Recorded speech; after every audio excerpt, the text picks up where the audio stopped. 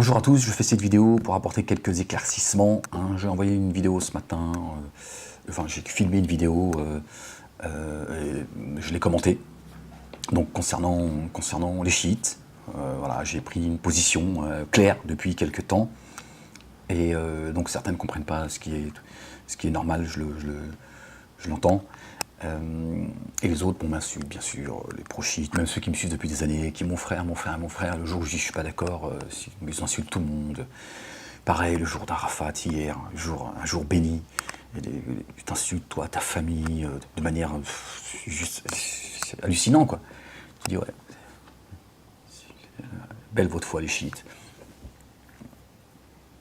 Et donc voilà, on me demande pourquoi est-ce que soudainement je serais devenu anti-Bachar al-Assad, pourquoi est-ce que je m'en prends aux chiites, pourquoi est-ce que je crée la fitna, c'est-à-dire la discorde entre les chiites et les sunnites, ce qui est entièrement faux, et je vais vous le prouver tout de suite. En 2006, quand je suis allé au Liban, en Syrie, avec Dieudonné, Thierry Messant, Alain Soral, Marc Georges. Bon, il y en a d'autres, je ne vais pas les citer. Marc Georges qui passe son temps à me calomnier, apparemment, qui se plaint que moi je le calomnie, de manière publique, de manière privée.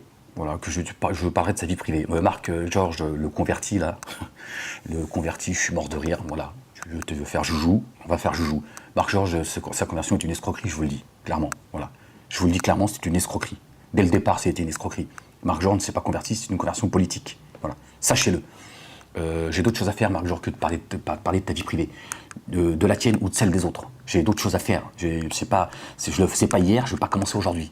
J'ai d'autres choses à faire que de m'occuper de la vie privée des gens. Par contre, toi et certains, vous vous occupez beaucoup de ma vie privée. D'accord ? Voilà, une parenthèse fermée. Et donc, en 2006, quand le Hezbollah a gagné une bataille contre les Israéliens, moi j'ai tout de suite donné mon avis, mon sentiment à Dieudonné. Je lui dis, je sens qu'il y a quelque chose qui n'est pas clair. Le sentiment, Dieudonné, que le Hezbollah, on les victimise, on a organisé cette victoire aussi. Les soldats israéliens qui sont partis se battre, les soldats à l'époque, souvenez-vous, il y a eu des articles, ça a choqué pas mal de gens. L'autre il te dit il n'avait pas de casque, l'autre il dit j'ai pas de gilet, l'autre il a perdu sa pompe. Ils sont presque allés avec des pistolets à billes. Et là, je me suis posé des questions, j'ai trouvé que c'était bizarre quand même que l'armée israélienne envoie ses soldats. Les mecs, ils expliquaient à cette époque-là qu'ils étaient obligés de s'acheter des équipements. C'est-à-dire, le soldat, il va essayer de s'acheter des équipements. C'est une blague. Donc moi j'ai dit, Diodo, j'ai le sentiment qu'en fait, on est en train de de mettre le Hezbollah, donc les chiites, on est en train de les placer en tant que héros qui deviennent une sorte de leader du monde musulman. C'est le sentiment que j'ai eu. Et bien évidemment, je lui ai dit, voilà, les chiites, il faut aussi que tu comprennes la différence entre chiites, sunnites, parce que Diodo est complètement ignorant de tout ça. Donc, je vais donner, moi, je vais donner mes explications de ce que j'en sais, en tout cas, et je lui ai dit, voilà, moi, les chiites, Diodo, sache une chose, pour moi, les chiites, ils sont quand même bien plus près des sionistes que des sunnites. Pour moi, c'est une secte. Il était assez étonné que je lui dise tout ça. Je lui dis, pour moi, voilà, et pour moi, ils sont même pas musulmans. Bon, je préfère laisser ça à des gens bien plus calés que moi, bien plus compétents et qui reviennent dans l'histoire, parce que je pense qu'il est important que les gens sachent comment est né le chiisme. D'accord ? Parce que moi, j'explique que tout ça est une guerre religieuse. Certains me disent que non. Je dis si. Si, bien sûr. Ce qui se passe au Moyen-Orient, ce qui se passe aujourd'hui, c'est une guerre religieuse. Le Grand Israël, le sionisme est une idéologie religieuse. Idéologique et religieuse, en réalité.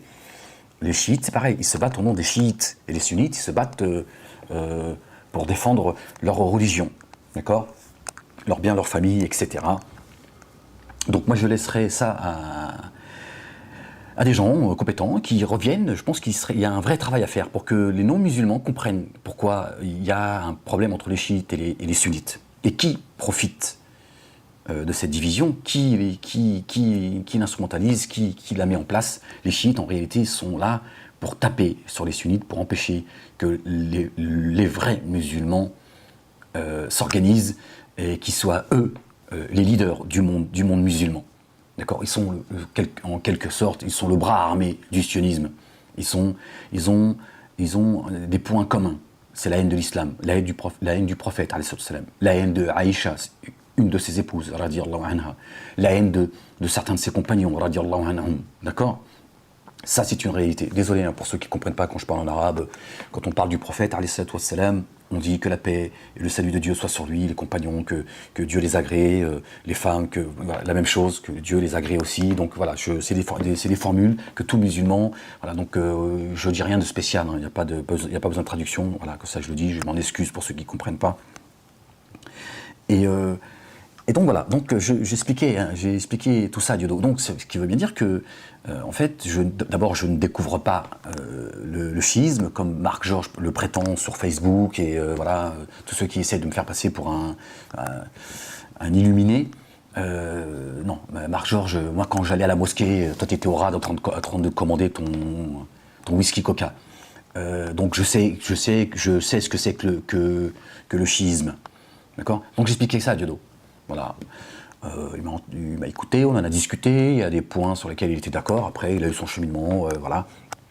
Et il est vrai qu'à un moment donné, je crois que comme beaucoup, j'ai eu le doute. D'ailleurs, quand le Hezbollah a gagné hein, cette victoire en 2006, c'est vrai que j'ai commencé à avoir le doute dans le cœur. Je me suis dit, pourquoi est-ce que Dieu leur donne cette victoire? Est-ce que finalement, il n'y a pas un bien en eux, même si je ne partage pas certaines choses avec eux, qui est juste insupportable. D'ailleurs, le centre Zara, ça me permet d'en parler. J'en ai jamais parlé, la preuve, là encore, je n'ai jamais dit ce que je vais vous dire là. Un des responsables du centre Zara, pas un des moindres, lors d'une discussion, s'était permis d'insulter la femme du prophète, Aïcha, radiyallahu anha. Donc, bien évidemment, je n'étais pas du tout content. Donc j'en ai parlé avec lui, on a discuté dans le calme, mais je lui ai dit que c'était juste pas possible, quoi. Comment tu peux insulter, je lui ai dit même si sa femme, même si c'était je ne sais quoi, tu peux pas parler comme ça de la femme du prophète, parce que quand tu insultes sa femme, et que tu l'accuses de tous les maux, tu manques de respect au prophète, alayhi salam. Comment tu peux manquer de respect au prophète comme ça? Voilà, je ne vais pas refaire la discussion, mais ça m'était resté dans la tête. Je me suis dit, c'est vrai, c'est la première fois que dans la bouche d'un musulman, j'entendais des mots pareils. C'est-à-dire que j'ai l'impression que c'était surréaliste. Je ne comprenais pas en fait. Je savais, j'avais entendu, mais de le vivre, c'est autre chose. Et c'est vrai que ça me perturbait en fait. Je me suis dit, mais comment il peut parler comme ça? Il est fou ce mec ou quoi? Je veux dire que c'est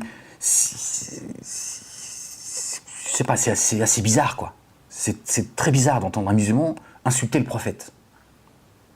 Donc ça ne m'était jamais arrivé auparavant. Et donc ça m'était resté dans la tête. Je n'ai jamais, voilà, je l'ai gardé pour moi. J'ai pas fait plus de, voilà. Donc pour vous dire que je suis pas dans le désordre, quoi. Je suis pas là à créer le désordre pour créer le désordre. Je suis pas là à monter les uns contre les autres. Mais c'est vrai que j'ai porté ça longtemps, quoi. Ce fait que je fais un bout de chemin avec des gens pour mener un combat, et en même temps je me dis, ça va pas, ces gens, ça va pas. Yahya Gouasmi, qui l'a fait connaître, Yahya Gouasmi? Malheureusement, c'est moi. C'est moi qui l'ai fait connaître. À l'époque, les gens me disaient, ouais, c'est un chiite, comment ça? Là encore, c'est pour vous dire que j'avais pas de problème avec ça. Je dis, mais attendez, voilà, il tient des paroles qui me paraissent justes. Voilà.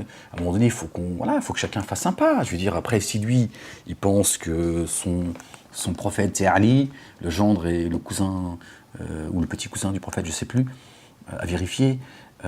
Certains prennent Ali pour une divinité, c'est lui qui aurait créé Dieu, c'est un truc de fou. Hein. Donc je vous laisse le spécialiste de vous expliquer tout ça. Et donc voilà, on me disait ouais, tu peux pas donner la parole à quelqu'un comme lui, c'est un chiite, machin. Non. À un moment donné, il faut qu'on arrête, quoi. Donc voilà, mes intentions étaient juste sincères, quoi. J'ai pas Donc voilà, vous voyez, je suis pas moi dans la discorde pour la discorde. Voilà, c'est juste pour vous, tout ça, c'est pour vous dire quel était mon état d'esprit.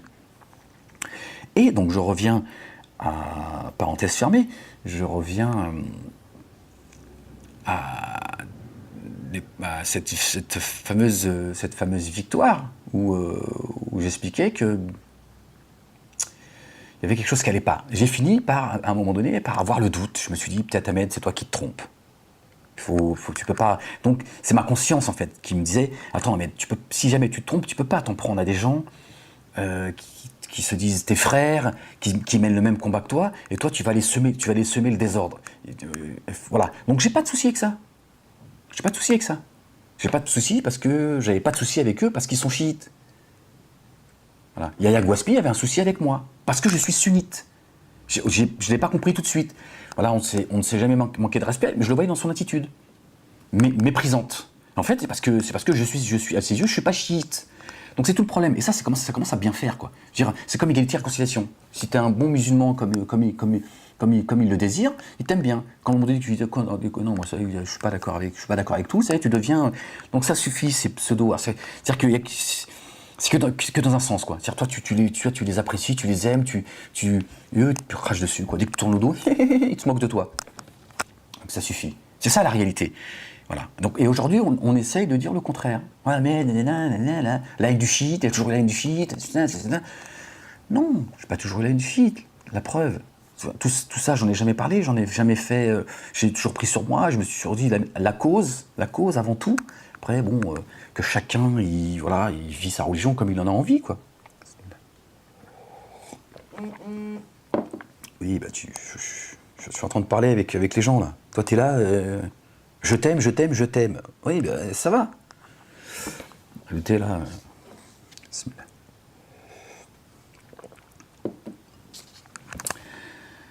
Et donc voilà, c'est pas vrai tout ça. C'est juste pour vous dire que ceux qui sont en train de me calomnier aujourd'hui en disant que voilà, je serais en train de régler mes comptes, parce que c'est ce qu'on essaye de dire pour essayer de me discréditer, c'est de dire Ahmed, et aujourd'hui, il agit par opposition. Comme il est en conflit avec Alain Soral, voire Dieudo, il est en train de dire je suis anti-Bachar al-Assad parce qu'eux sont pro-Bachar al-Assad. Il est anti-chiite parce qu'eux sont pro-chiite. Absolument pas, c'est un mensonge, là encore. Éhonté. D'accord? Si j'avais un problème avec les chiites, j'aurais jamais eu ce cheminement. C'est vrai que ça n'a pas été quelque chose que j'ai porté facilement. D'accord? Je pense que si à un moment donné c'est passé. Voilà. Bon, j'ai suivi, on va dire, j'ai eu l'esprit de groupe. Voilà, à un moment donné, j'ai eu, je pense, le doute. Comme beaucoup, je pense, même par rapport à cette victoire de 2006, je pense que beaucoup de sunnites ont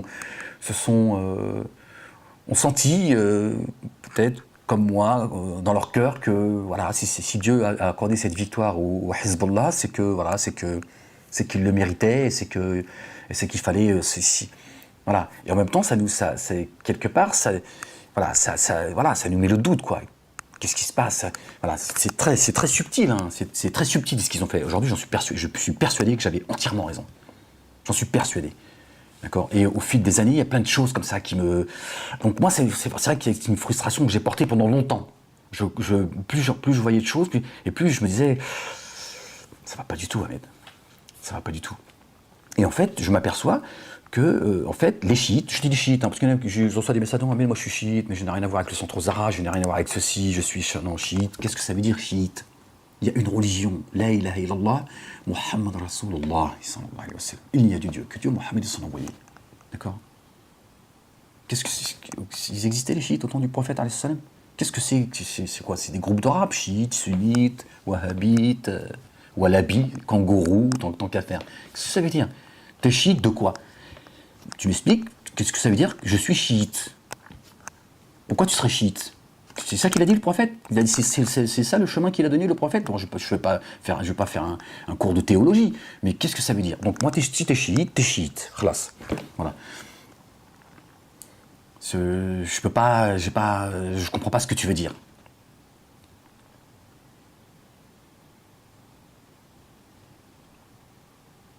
Donc voilà, j'ai perdu le fil de ce que je voulais dire. Voilà, je voulais simplement répondre à ceux qui sont en train d'essayer de me faire taire, parce que quelque part c'est ça, quoi. Je sens qu'il y en a qui sont très nerveux, quoi. Ils sont très nerveux parce que, voilà, il y a plein d'enjeux derrière tout ça, d'accord, auxquels moi je ne participe pas, alhamdoulilah. Il y a beaucoup d'enjeux. Et donc c'est vrai que ça ne les arrange pas, que moi je commence à dire des choses. Ça ne l'arrange pas du tout certains, d'accord. Mais moi c'est, avant toute chose, c'est ma conscience que je porte, d'accord. Le reste, peu m'importe.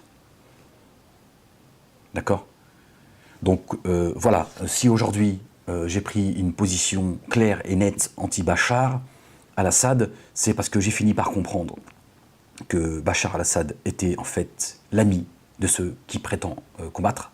Aujourd'hui en Syrie, ceux qui soutiennent Bachar al-Assad sont des chiites lourdement armés. J'ai mis une vidéo, là, regardez ce que c'est, regardez comment on traite des gens blessés, désarmés, sans pitié, balle en pleine tête, mitraillette. On est fini, ils sont tout excités en plus. C'est ça la réalité, d'accord. Et les chiites, en fait, ils sont bien plus dangereux, en fait, que les Israéliens, que les ennemis de l'islam, parce qu'eux, ils te touchent dans ta sensibilité. Ils te disent, la ilaha illallah Muhammad Rasulullah, d'accord. Ils sont comme ces juifistes, la fin justifie les moyens. Ils te mentent.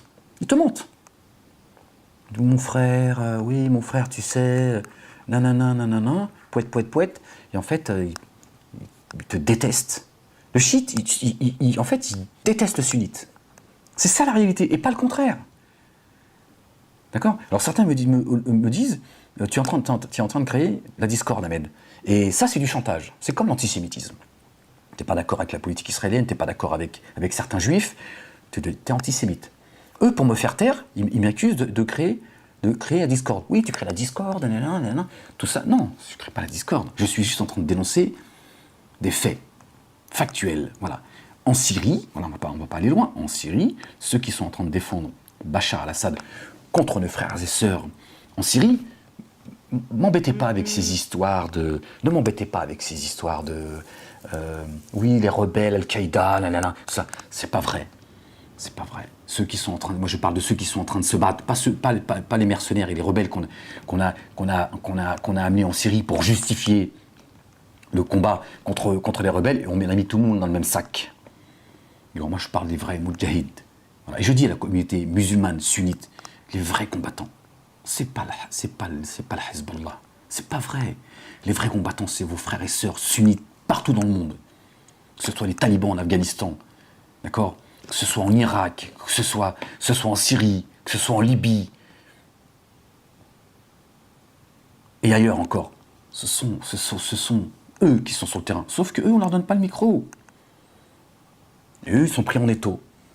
Voilà, la Syrie, comment ça se passe en Syrie? Il y a des sunnites qui sont pris en étau par le Bachar al-Kelb. C'est pas Bachar al-Assad. Assad, ça veut dire lion. D'accord? C'est Bachar al-Kelb, le chien. Voilà. Et les US Israël. D'accord? Qui prétendent vouloir... regardez, Bachar al-Assad, il est encore là. Hein. Comme un des responsables israéliens disait, Bachar al-Assad est notre meilleur ennemi. Voilà. Et donc les sunnites sont pris en étau. Et on lui parle de djihadistes, d'Al-Qaïda, de machin. Là. Non, c'est juste des gens qui veulent défendre leur foi, leurs biens, leurs terres. Voilà. Ils veulent libérer la Syrie. Voilà. Les Israéliens, le lobby juif, le lobby juifiste, gagne du temps avec ce salopard de Bachar al-Assad et les chiites. D'accord? Voilà. Je finirai juste sur... voilà, c'était juste pour répondre à vos interrogations. Voilà, donc je ne suis pas devenu anti-chiite comme ça, parce que dernière chose, j'ai fait une vidéo là, que j'ai intitulée j'appelle les jeunes musulmans de France à aller combattre en Syrie. C'est pareil, déferlante, les mecs ils disent le titre, ils comprennent rien. Oui, vas-y toi, envoie tes enfants. Bon, c'est pareil, j'ai le droit à toutes les insultes du monde et tout. Que des handicapés mentaux en fait. Hein. qui comprennent rien, qui sont, voilà, bon, bien sûr, il y a toute la clique, hein, forcément, la clique ER, la clique chiite, toute la bande, quoi, toute la fine équipe, qui se lâche, bien évidemment, pour essayer de faire croire que tout le monde est contre moi. Et puis certains qu'il faut le reconnaître, qui comprennent rien. J'ai appelé personne à aller en Syrie. J'ai juste commenté, là encore, comment les journalistes se comportent. Voilà. Je n'ai fait, bien évidemment, j'ai mis un titre provocateur. Voilà, je me comporte, je fais comme les journalistes en fait. Et en fait, j'étais en train voilà, de faire un parallèle. Voilà, ces journalistes, j'aimerais bien, moi, qu'ils aillent, plutôt que venir nous casser la tête à nous expliquer qu'il était extrêmement grave d'inciter les jeunes musulmans de France, désœuvrés, blablabla, blablabla. Moi, je n'incite personne. Donc, ils étaient en train de reprocher ça aux responsables de l'association Tawhid en Belgique, de recruter derrière ces activités associatives, et que c'était extrêmement grave, voilà, qu'ils ne comprenaient pas, et que ça les choquait en tant qu'occidentaux, l'amour de nos enfants, nanana, nanana. Moi j'aimerais bien que ces journalistes ils aillent interviewer des gens qui partent de France dans certains pays, qui vont abuser de petites filles, de petits garçons. Ça vous dérange pas, ça, apparemment? Ceux qui vont les défendre, la veuve et l'orphelin, ça vous dérange. Par contre, ceux qui vont les toucher des gamines de 2, 4, 5, 12 ans, là, par contre, non. Il n'y a plus personne. Les journalistes ne sont pas là. Ils sont en vacances. Hein, aller interviewer certains juifs de France qui vont aller faire 3 ans en Palestine, casser, massacrer, tuer, bombarder du Palestinien, ils reviennent 3 ans après. Bonjour, alors leurs 3 jours payés par la CAF. Pourquoi d'un côté ça vous pose problème, de l'autre côté ça vous pose pas problème? Voilà ce que en réalité je dénonce et je soulève. J'appelle pas à aller qui que ce soit, chacun fait ce qu'il veut. Moi, les enfants, c'est pas mes enfants, c'est pas à moi de leur dire. Moi, mes propres enfants, je leur dis pas ce qu'ils ont à faire. Je les force même pas à aller poser leur front sur le sol s'ils n'ont pas envie de le faire. Je leur parle de mes convictions, je leur parle de mes convictions avec amour, pas avec le martinet, où après chacun fait ce qu'il veut. Si un de mes fils demain il est juif ou chrétien, c'est sa vie, pas la mienne. Nulle contrainte en religion. D'accord? C'est pas moi qui guide. Moi je fais que rappeler. D'accord? Mes enfants ils m'appartiennent pas. Voilà. Donc un peu de jugeote dans votre tête. Ça vous fera du bien. Voilà. Et j'espère que la prochaine vidéo, je ferai, comme je l'avais dit, tellement de sujets que je devais traiter. Je vais avoir bientôt une très bonne nouvelle, j'espère, Inch'Allah, si Dieu le veut, à vous annoncer. Je pense que ça fera plaisir à pas mal de gens. Donc la prochaine vidéo, j'aimerais en tout cas, parce que d'ici là, revenir sur, j'en avais parlé sur une des vidéos, 23 minutes, sur a-t-on le droit de donner une fessée à ses enfants? Il y en a un qui s'est fait condamner là, je sais plus, 500 €, je crois. Bon, lui en même temps, il a mis une fessée déculottée à son fils, il a 9 ans. Toi, c'est à toi qu'il faudrait donner, je pense, une fessée déculottée. 9 ans, tu le déculottes. Non, c'est normal. Bon, enfin bref, je reviendrai sur ce sujet-là. Voilà, donc moi, les chiites, vous êtes bien gentils, hein, mais pour ceux qui sont sincères, moi, j'aurais qu'une chose à vous dire, même si je sais que c'est très difficile de se renier, quoi, parce que tout ça, c'est vrai que c'est quasi culturel, quoi. Quand on est né avec des parents chiites, c'est un gros travail sur soi, c'est très difficile. Moi, je dis, revenez à l'islam authentique, quoi. Laissez tomber tout ça, parce que ça va vous coûter cher. Hein, voilà. J'espère que j'ai répondu aux questions à ceux qui voulaient que sincèrement je leur réponde. Les autres, bon, je ne veux pas être vulgaire. J'ai toujours envie d'en lâcher une en fait. C'est toujours. Mais non, en ce jour de l'Aïd, je vais prendre sur moi et être raisonnable. Voilà. Encore une fois, bonne fête d'Aïd à tous. Et que Dieu agrée notre jeûne et qui nous accorde la tranquillité et la paix du cœur. Ciao.